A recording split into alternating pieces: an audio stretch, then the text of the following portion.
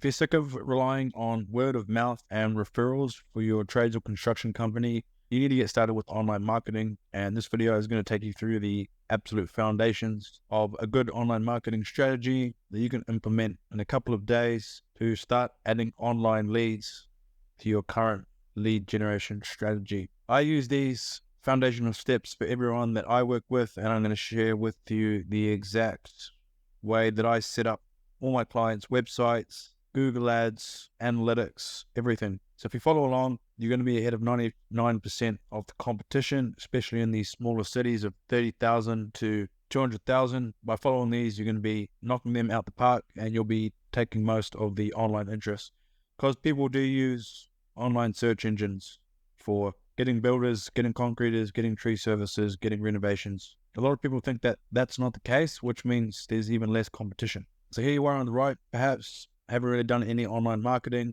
You've got a Facebook page, you've been posting a couple pictures, you're hoping that the phone rings, you're hoping you get referrals. This is a Jeffrey move. You got a couple guys that you're looking after, and you don't really have any control of how many leads are coming through. Adonis, he's out on site quoting a good rate, keeping his boys happy. He only works a couple hours a day. The rest of the time he's out playing golf or tennis and sending out invoices. So it's not going to take long to be an Adonis when it comes to online marketing in these smaller cities. So let's start with the website. So website is essentially your main hub for information for people who are searching for you. They're going to end up at your website. If they're searching exactly for your brand, you should be showing up. If I type in your building company and your website isn't number one, then that's money on the table. Maybe Neighborly's popping up, maybe Builders Crack's popping up. Maybe another builder is popping up in a different country, but you need to make sure that you're number one when people in your area search for your business, because they're ready to work with you. You're also going to need it if you're running any online marketing, for example, Google Ads, Facebook Ads, or SEO. Website's going to be extremely important. So here are the main pages that you need to have a successful website, and these are the ones that I set up for all my clients. So first up is a homepage. This is basically a summary of your entire website on one page. So it's going to have a nice introductory banner. Let me take you through one right now.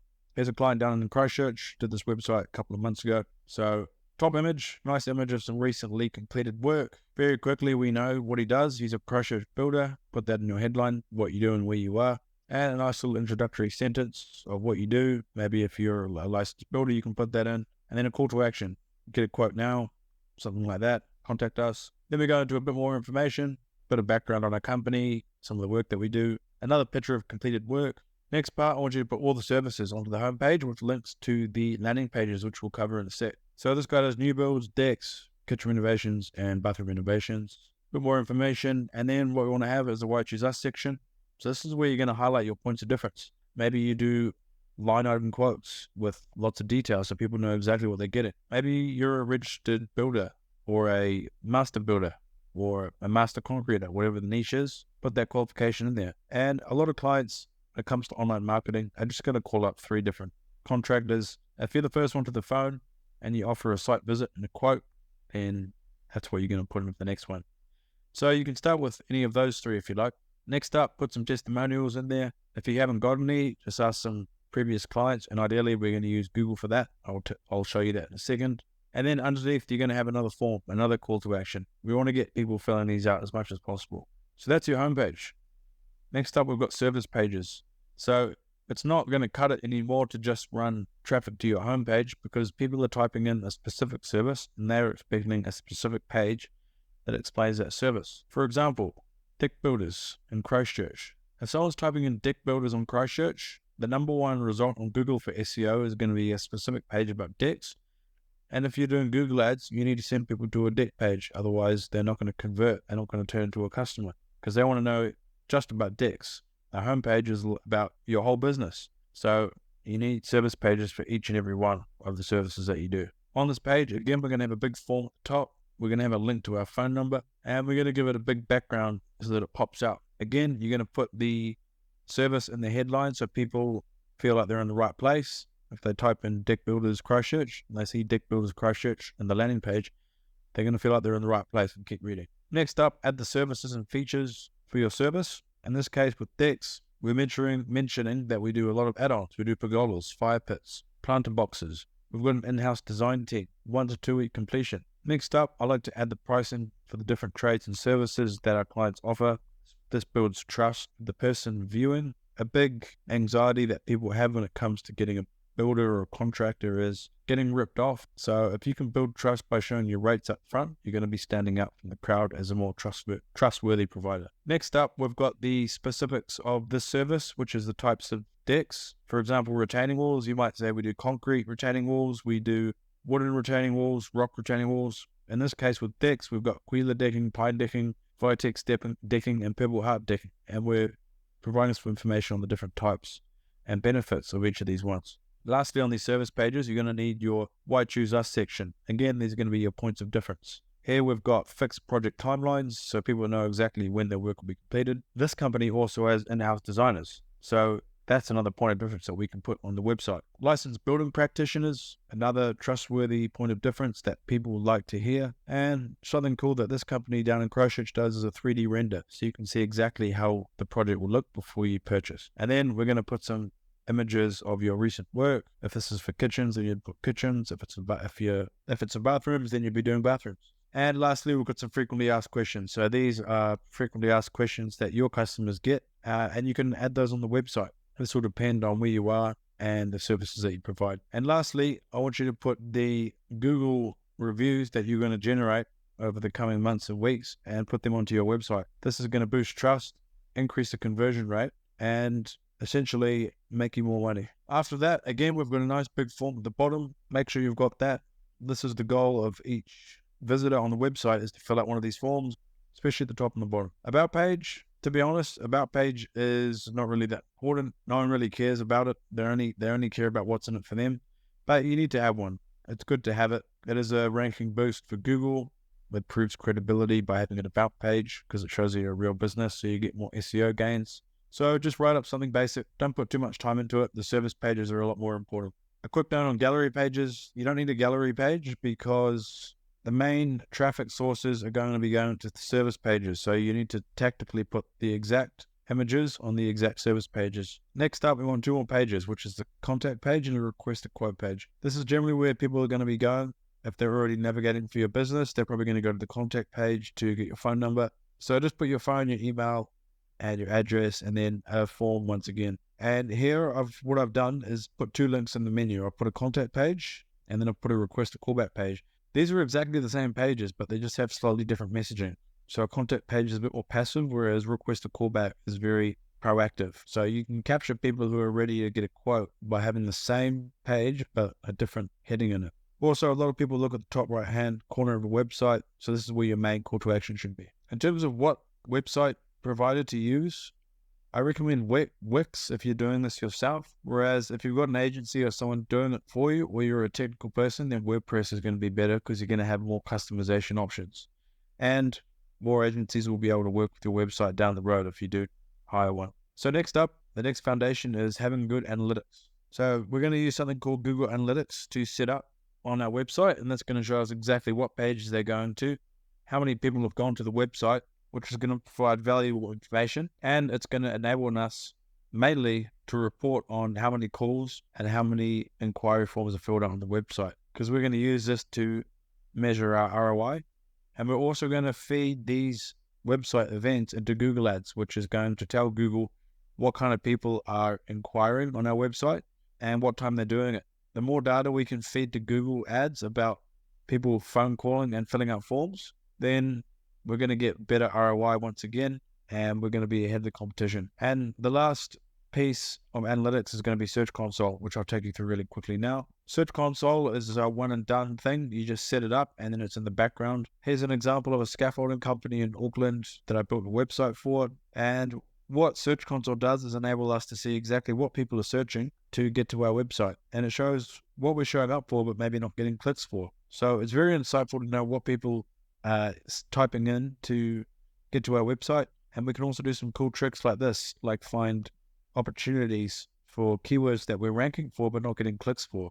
So let's look for keywords that we're getting 0 clicks for, and we also want to get keywords that we are in the top 10 for. That way we can start prioritizing which keywords that we're really close to getting clicks for, but we're not quite there. So we want filter by position, smaller than 10, filter by impressions, Now we can see the keyword find a scaffolder in Auckland.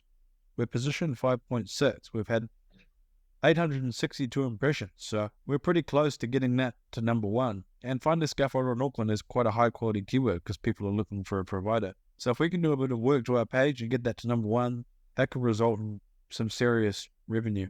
In terms of Google Analytics, all I want you to do is type into Google Analytics, analytic tools and solutions for your business, and just click get started today. It's going to give you a code that you're going to add to your website. And if you're using Wix, that's going to be really easy to do.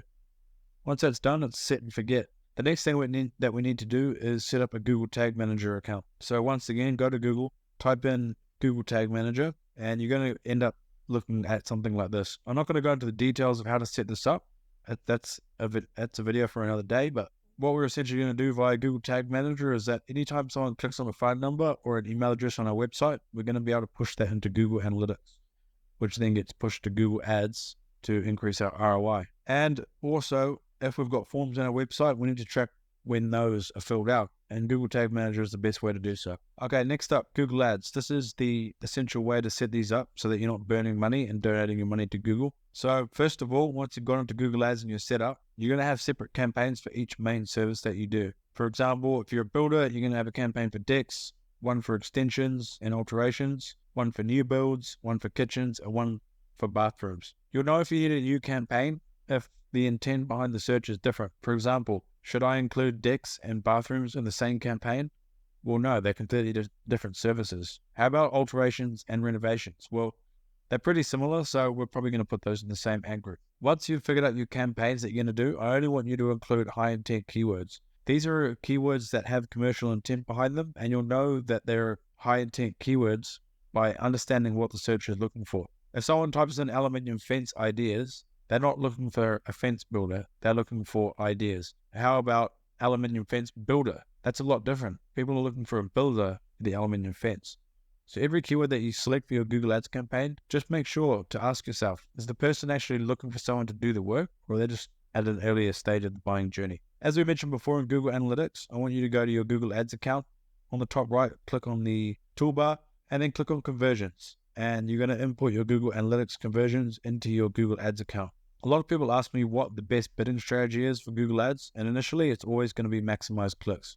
But because we've imported our conversions, Google's going to know when we've got enough conversions in our account to switch the optimization strategy to maximize conversions. That way, Google's going to go out and get the most conversions possible for our budget. I also recommend starting with about $1,000 a month. This is really going to be bare minimum to see a noticeable impact if you follow the rest of my advice. And every week, I want you to go into the negative keywords report of your campaign, and any keyword that looks a little bit off or that there's no value behind it or it's irrelevant, I want you to remove that exact keyword. Let me quickly take you through what this looks like. So under Insights and Reports, just click on Search Terms. These are going to show you the exact search terms that people use to click and spend your money on Google Ads. So just go through and select anything that looks off. Builders Auckland, that looks good. Renovation Builders Auckland, that looks good. How about this one? Minor Dwelling Builders in Auckland. So this company doesn't actually do minor dwelling builders, so I'm going to select that. I'm going to add as negative keyword, and then I'm going to make sure I put these brackets, which is the square brackets, because that way it'll exclude that exact search term.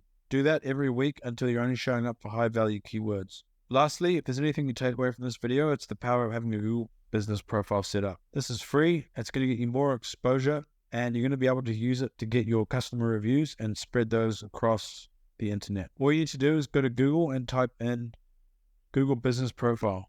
Click on the top thing here and click on the setup button. All you need to do is fill out as much information as possible, like your hours, the type of business that you are, and the services you do. Add some images in your logo. And then every time that you have a client that's happy with your work, I want you to get a good Google review from them. If you follow that for 2 years, you're going to be the highest rated contractor in your area, and you're going to get the most amount of leads. You can also pull these reviews onto your landing pages to increase the conversion rate. So those are the 4 main points, the 4 main foundations for a great online marketing presence for a tradie or a construction company. If you follow those 4 steps, you're going to be turning into Adonis in no time. If you had any questions, drop me a comment in the YouTube video below or on my Instagram channel. And if you need more leads, give me a DM.